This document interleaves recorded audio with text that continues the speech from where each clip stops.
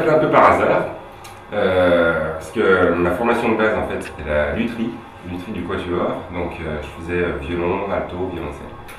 Et j'ai pas réussi à travailler dans ce métier, et j'ai toujours eu un frère qui était passionné de coutellerie.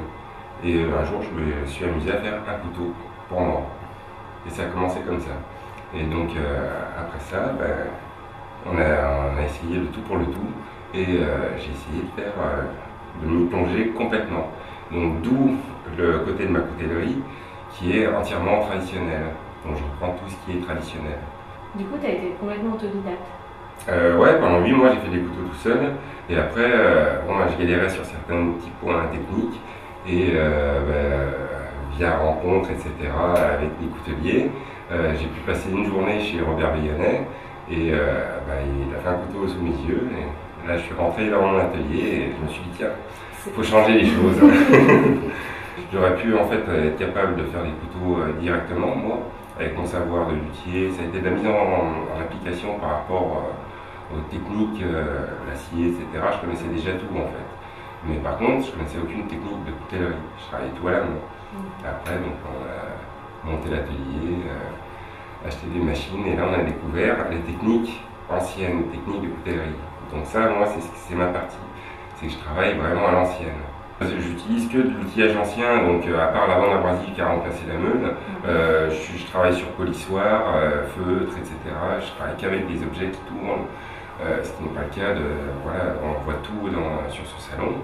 Et il y a des gens qui font de la micromécanique plus que de la coutellerie à l'ancienne.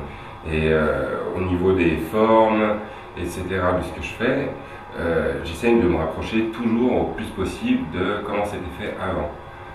Est-ce qu'il y a des matériaux, du coup ça reprend un petit peu la même oui, la technique Par rapport aux matériaux, etc., c'est la même chose, justement. Moi, j'utilise que du naturel. J'utilise jamais, en fait, la clientèle a fait que j'ai dû utiliser des choses comme la fibre de carbone, une cartase, comme ça, mais j'en fais quasiment pas. Je fais surtout les bois, les matières animales, tout ce qui était fait avant. Est-ce que tu peux nous présenter tes couteaux? Alors bon, là, on a 2 exemplaires.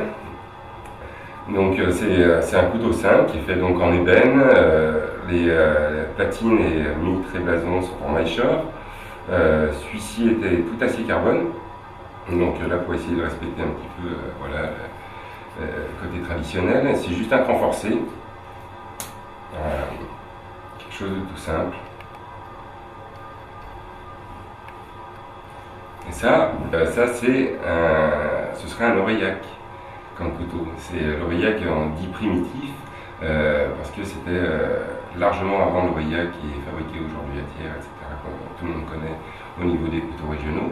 Et c'est un couteau qui a été fait largement avant par Maison Vigier ou Camille Troupel, des maisons comme ça qui ont été retrouvées. Et donc là, on est sur un modèle qui est plutôt 19e, 18e, 18-19 max.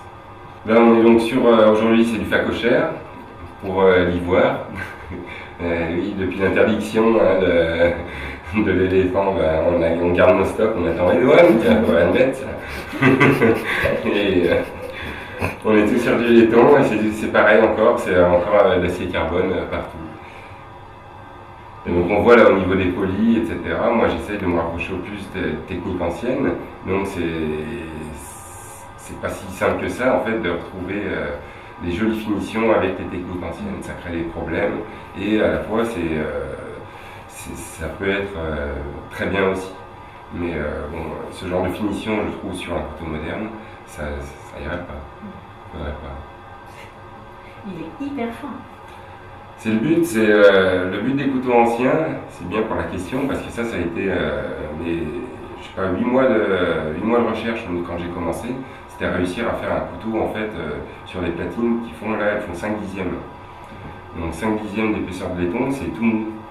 Et pour que ça fonctionne, il faut absolument affiner le ressort pour qu'il y ait un effet, comme les écluses, un effet de quand on le plie, quand le ressort se met en force, si c'était parallèle en fait, ça pourrait avoir tendance à se tordre. Alors que si c'est bombé comme ça un peu, ça va aller vers l'extérieur. Et donc ça a été environ 8 mois de travail moi avant de réussir à faire un couteau comme ça, si fin, qui fonctionne. Ouais, c'est impressionnant. Voilà. Est-ce qu'il y a d'autres choses dont tu veux nous parler avant qu'on termine sur... Non, pas spécialement. Moi, le milieu de la potellerie, c'est quand même le milieu de la potellerie, c'est un milieu qui est absolument fantastique, quoi. Entre les rencontres, la clientèle, c'est quand même quelque chose à souligner. Et puis voilà, après, quant au salon, impeccable, quoi. Encore une super année, et puis à l'année prochaine.